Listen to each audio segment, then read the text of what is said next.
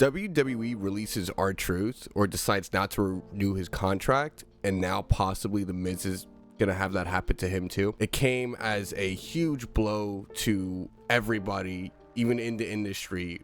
All of R Truth's colleagues, everyone in the WWE, in the wrestling world, completely surprised and also kind of taken back by the whole thing. And they are also usually decent merch sellers too. They're usually ones who have some name to them as well, being legacy stars and stuff. So it is kind of crazy seeing that R Truth was on the chopping block, that they decided not to renew his contract. The Miz also removing all his WWE mentions from his socials, so people have been kind of speculating on whether or not he's also leaving, or maybe he has more projects.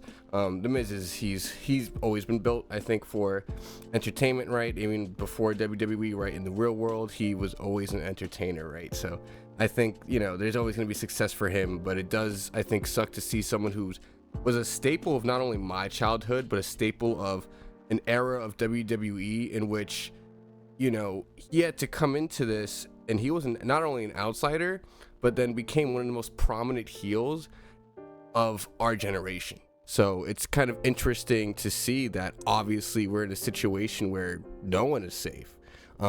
It's kind of a weird situation, I think, for WWE, because I think back in the Vince era, when kind of they were running the whole show, the financials and everything, and all that was kind of under that one umbrella, you knew that for the most part there were certain guys that were probably always safe. Are we in an era now where anyone is up for grabs? I mean, you see that in most other industries as well. Gaming industry, you can make a hit game and then the team is laid off right after.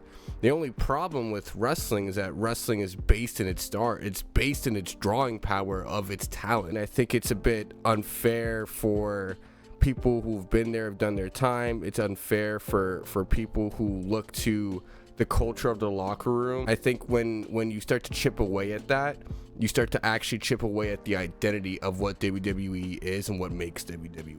And I think that is, going forward, especially with this TKO merger, something to look at, and unfortunately will be our reality going forward with stuff like R Truth leaving and possibly The Miz as well. We'll see what happens with Truth, and to a lesser extent The Miz. Hopefully everything works out, and I wish them both the most success in the world.